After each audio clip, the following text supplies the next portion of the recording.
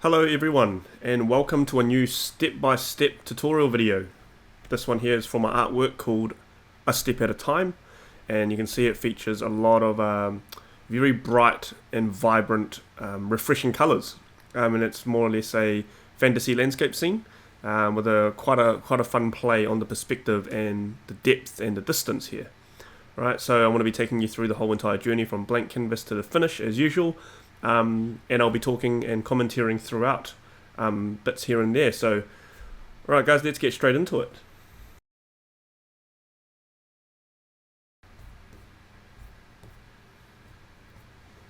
Okay guys, so after you've created just a solid background color for the sky perhaps, I've just added in a light blue in there.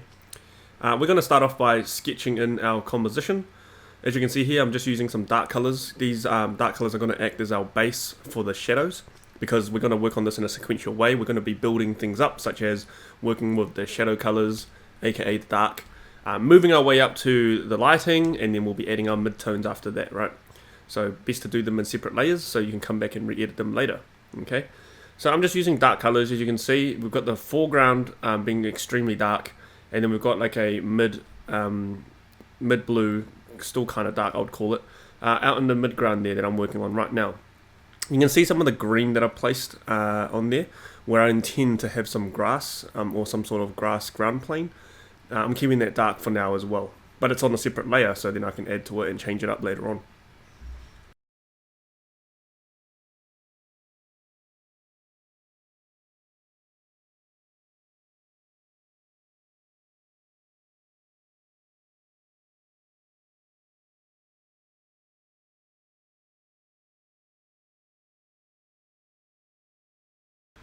I'm just going to jot in some nice brighter green there. It's really loose, just to remind myself of the kind of perhaps use as a highlight color for the grass plane.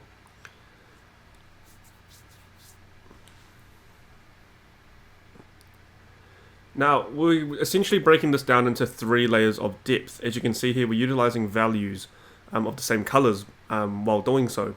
So in terms of what we mean by breaking it into 3 layers of depth, what I'm working on right now is what we would call the background. What we've got here in the mid section would be called the midground.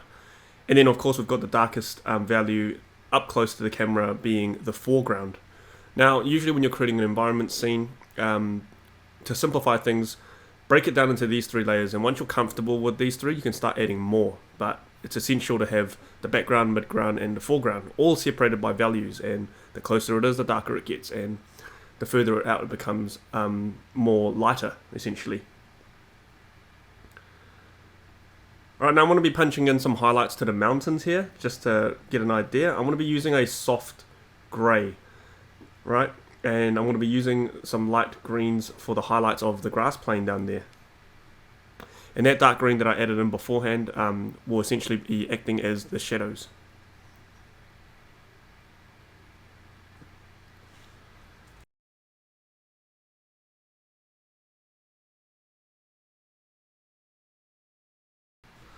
Now I want to make the mountains here look a little bit more interesting. So I'm going to play around and give it a bit of personality.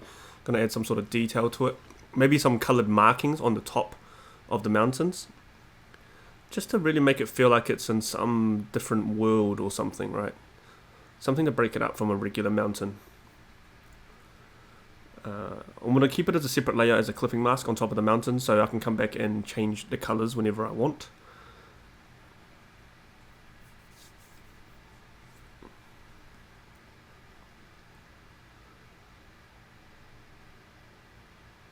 Just going to go in and play around with some more shapes here and there, see what I could do.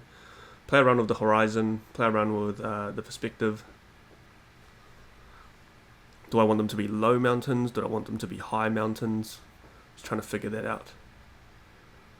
Now we're revisiting these areas every now and then whenever I feel a sense of inspiration or idea. I will come back and rework on those things immediately. So I'll be jumping back and forth a lot, as you'll notice. And if you guys watch my other tutorials, you'll notice that as well. Because sometimes when things just, I'm not finding what I really want or I'm liking, I just kind of leave it there and I come back later when the idea strikes. And there's no right or wrong way to do things like this. It's all part of the process. You know, the process is all different for everyone.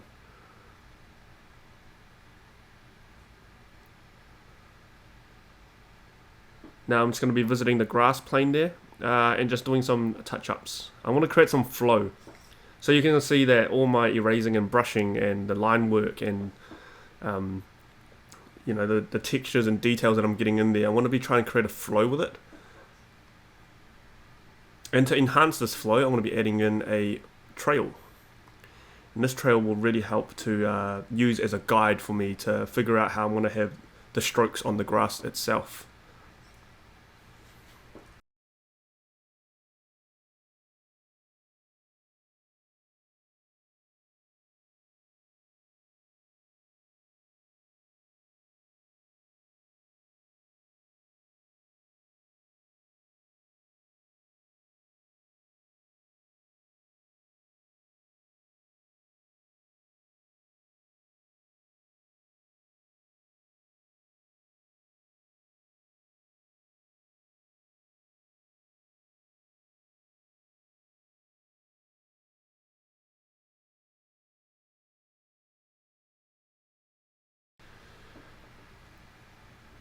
Right, now we're going to be adding in some grass and continue it onto the mountain out just behind our midground here.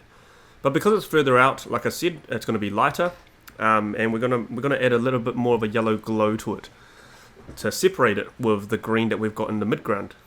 Okay, so we're going to lighten it up a bit. There we go. Add some little shadows to it. And all these directional shadows will help to really show what direction and where the light source is coming from.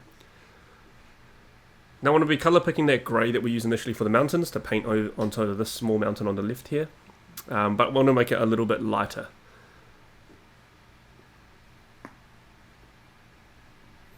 Just to separate it, to show that these two sets of mountains are kind of has a little bit of distance apart from each other. Separation.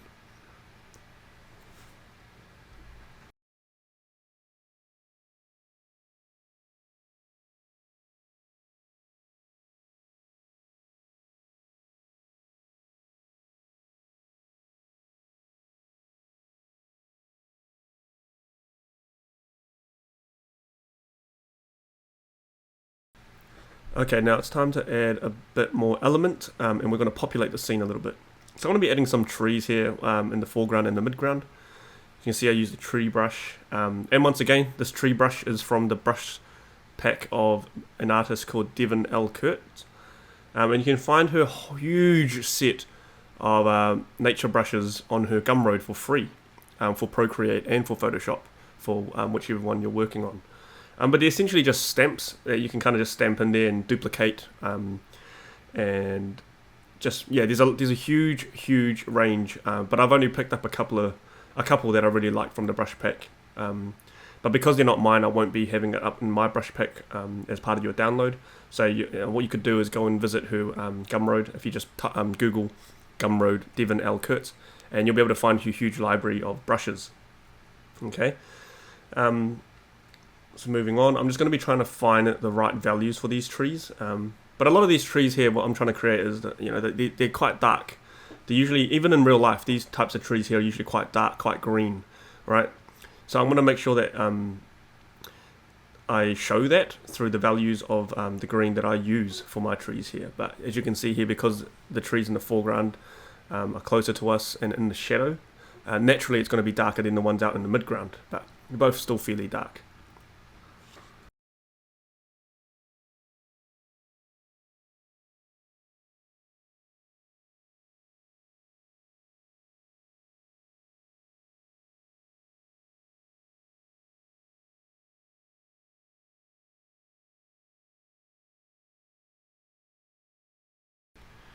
As you can see here, I'm just spending a little bit of time on the bottom bit of the grass plane underneath the mountain there. I'm trying to find some shapes and flow of how that mountain could sit on top of the grass plane. I don't want the mountain to look like it's just plonked there. So I'm trying to play around and explore with the ground plane there to find a good balance of how it's going to sit.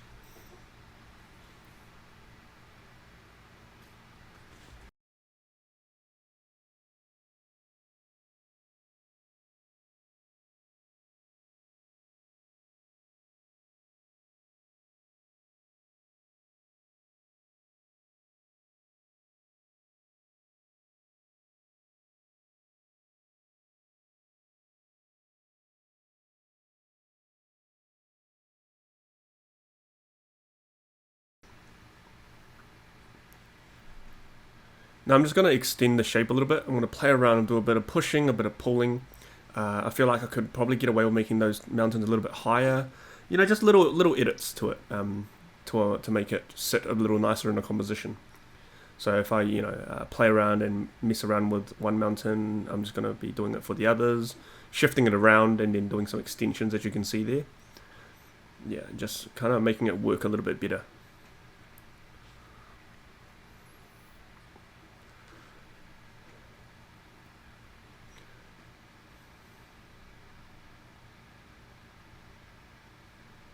I'm just working on some of those mid-tones for those mountains here. So we've got the dark blue for the shadows, we have the lighting, and now we're just working on some of the mid-tones there for the mid-tone details.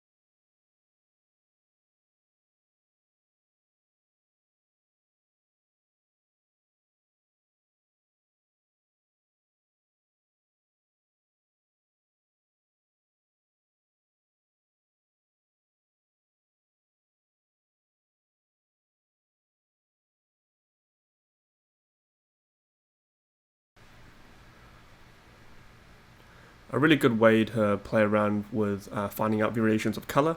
Like I said before, because I've got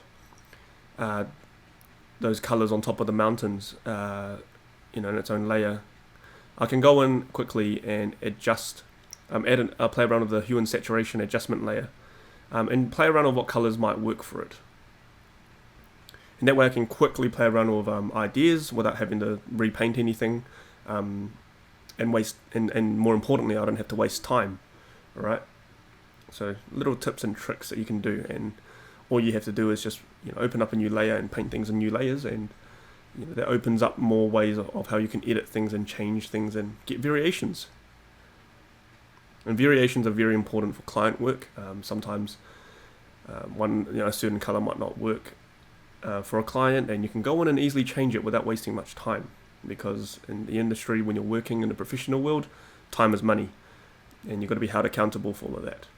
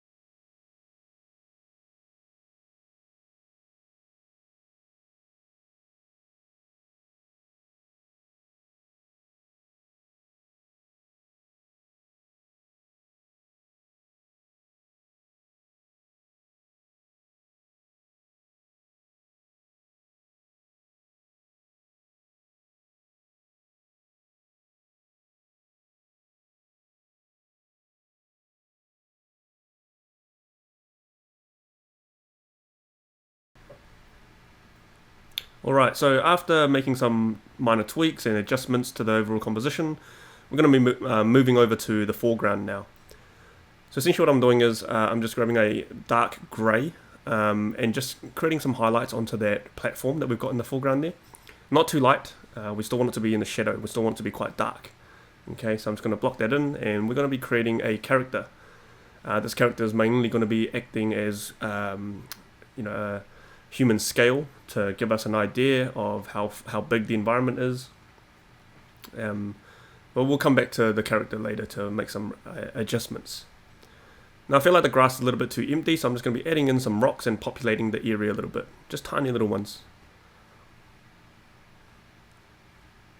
Then we can move on to getting some water textures onto the water there, and because of the sheer distance and how far away it is, you can get away with just painting in a few lines. They don't have to be much. They don't have to be too detailed at all.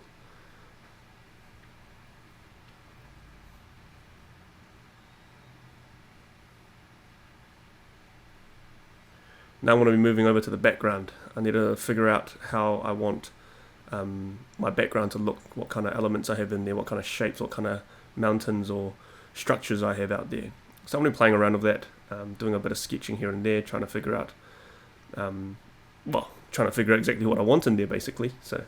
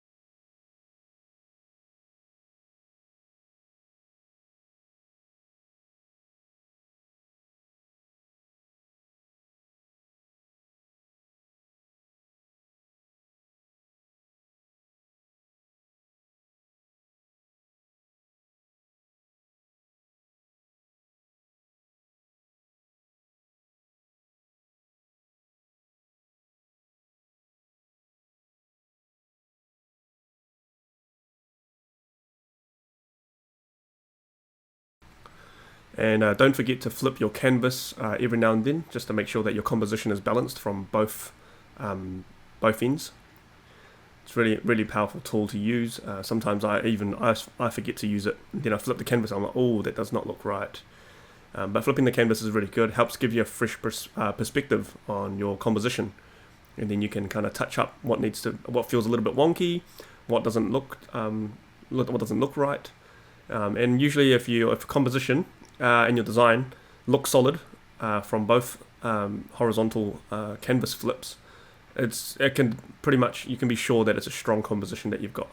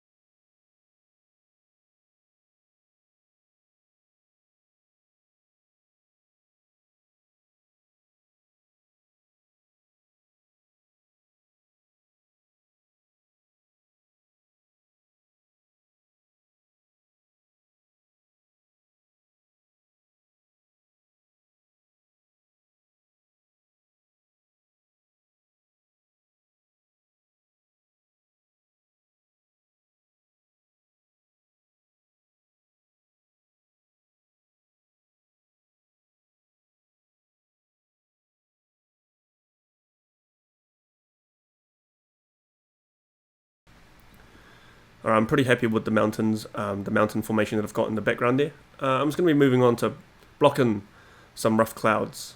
You know, you can block in rough clouds now and come back to it later and refine. But I just like adding in these things now, even if it's rough or, as placeholders. Because a lot of times when you add in placeholders, it helps give you an idea of how the scene will roughly look. And if you know you're going to have clouds there, or you know the shape of your clouds you're going to have there, you can focus on the other aspects of your composition to help enhance the overall look. So it's good, and it just stops a lot of guesswork.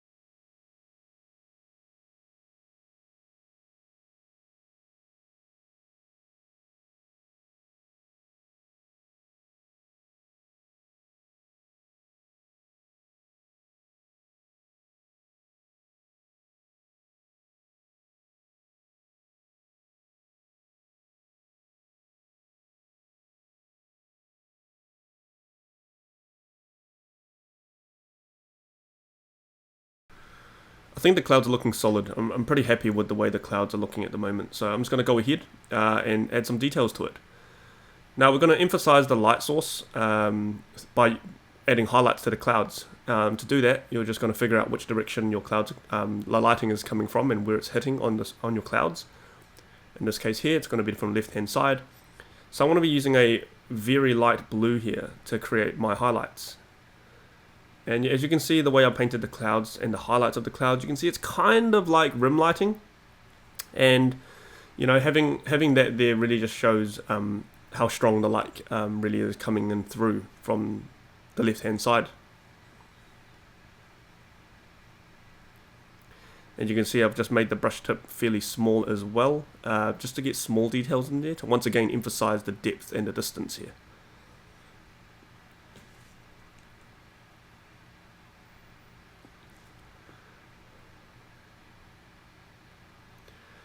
Now I felt like something was missing in the background there, and I've decided I'm going to be adding in a castle. Now I'm just going to be using the same blue that the mountain is going to be on top of, the same blue as the mountain that I'm painting the castle on. Because we've already established the values, we already know how far the distance is, and if the values work for the mountains there, then I'm going to be using those values for the castles as well.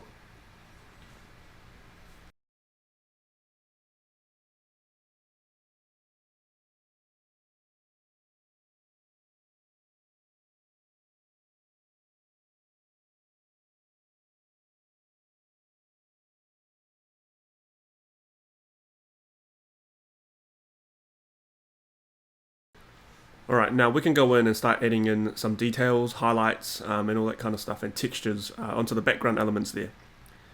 So I'm just going to be punching in some really small details. Remember, because they're in the distance, make sure to have your brush size smaller, so you don't have to create such big shapes. And because of how far things are, you want the details to be minimal. Okay, so I'm going to keep it real simple, keep it real minimal. In terms of color, because we've already established a lot of colors throughout the piece here in the midground and the foreground, you can just kind of go back and color pick from those colors and just drag the color slider up a little bit and make it a little bit lighter. just pick a bit of a lighter version. And that way it keeps the whole overall piece consistent in terms of color. And that way you can have a cohesive environment scene, and it will actually feel like it's part of it's in its own world. Okay. Just getting really rough details in there. Trying to create the details in a way that makes sense for the castle to sit on. Because when you're painting in with lighting here, you're essentially molding and creating the form of whatever you're painting. So it's really important to play around, explore, and find the best shapes for your elements.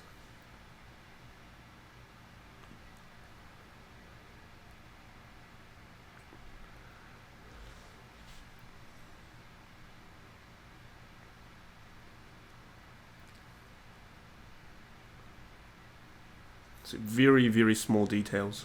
Very small details. Very, very loose. Loose brush strokes are really good because it helps bring a sense of energy into your artwork.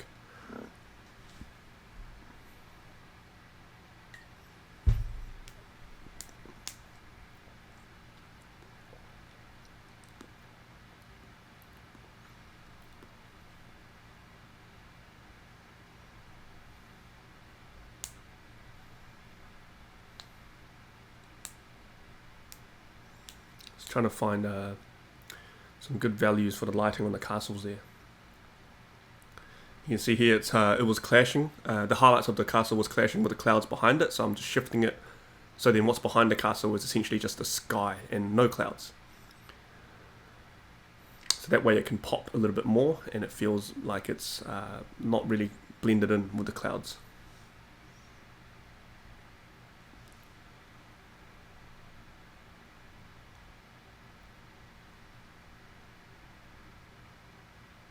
Just going back and revisiting little areas.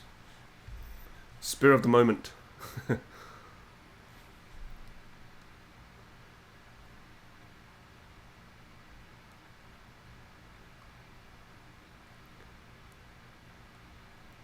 Alright, now that I'm pretty happy with those textures, I'm just going to paint in some clouds for the horizon line there.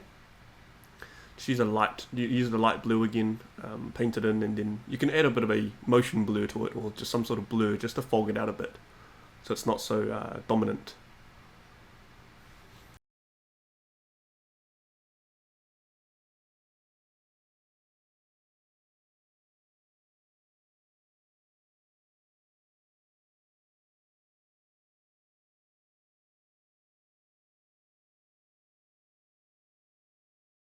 Alright, now we can add lighting to the surfaces of the mountain out in the background there. Once again, keep the details quite small, keep your brush tips small. Alright, now we're just using the same colours as we've got and have established early on in the scene from the midground here. You can just colour pick and drag the slider up and find a lighter variation of that same colour. Okay. Now essentially what you're doing is once you've figured out the main colours of your piece, you're basically just reusing and recycling the same colors, except you're just finding the variations for them. Okay, that's all you got to do.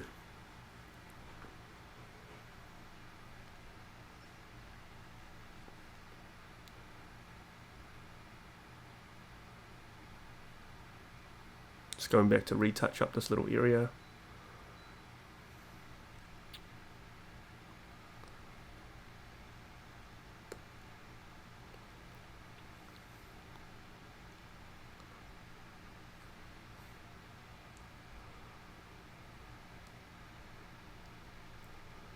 Limitless options.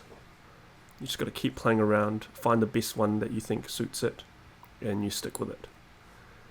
Obviously, I'm having a hard time trying to figure it out, so I'm just going back to revisit and revisit and revisit.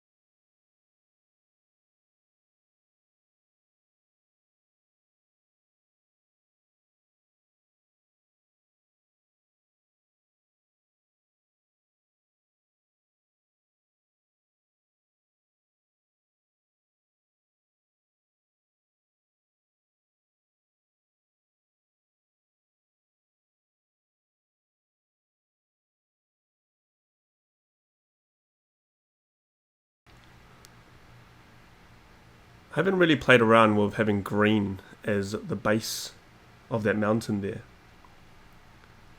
And I actually think the green here, the green actually works better than the grey. For that particular mountain anyways. I think that really ties in the scene here. Yeah, we're going to go with the green, except we're going to make it, like I talked about, make it a little bit lighter, so we're going to add a bit of yellow to it. And lighten it up, and then create some mid-tone details in there. It's really rough, really loose.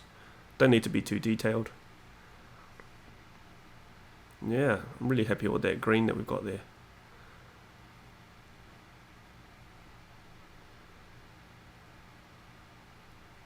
Now I'm just going to do some cleanup on this mountain. Cleaning up the edges.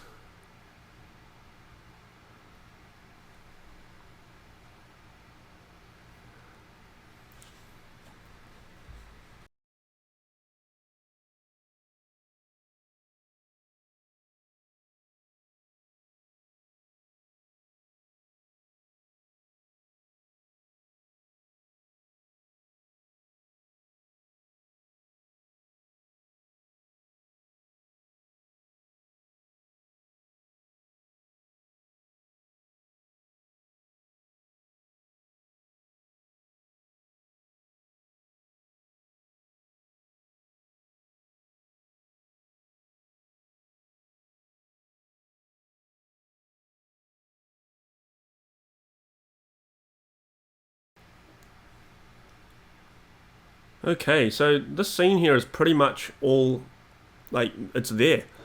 The composition is there, all the elements are there. From here on out, for the next around 10 minutes or so, it's just going to be polishing, cleaning up the edges, refining some of the details, but nothing much will change. You know, if you blur your vision at this piece, then you blur it to the end, there's not much difference. So from here on out, it's just going to be little touch-ups and stuff.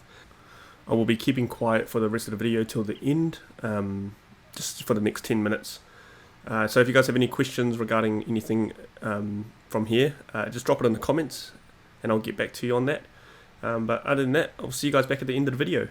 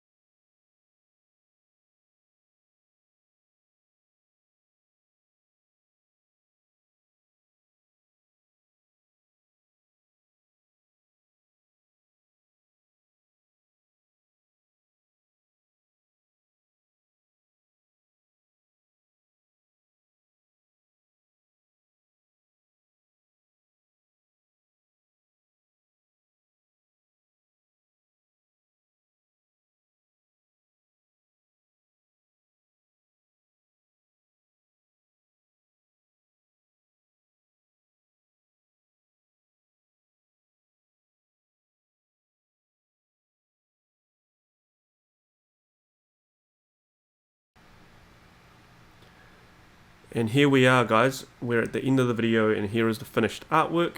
As you can see, some of the main things that I've done in the last 10 minutes or so is mainly just adding in the birds, refining my character down in the foreground a little bit, and just touching up little bits here and there. That's honestly about it. Now, this was a really fun piece. I actually love this piece. I'm going to add it to one of my favorites. And I hope you guys enjoyed the process for this. And I hope that my step-by-step kind of instructions were clear enough, and that they were understood. If there's anything that you guys want to ask, once again, just drop it in the comments. Don't be shy, and I'll get back to you on that. So that's it for this video, guys. There will be more content coming through for the rest of the month for the August rewards, and I'm excited to share that. And don't forget to drop in your ideas for the tutorial, the exclusive tutorial for this month. The post is still up, and I will be refining the results for the poll tomorrow or maybe Sunday. So don't forget to do that, guys, and I'll see you back in the next video.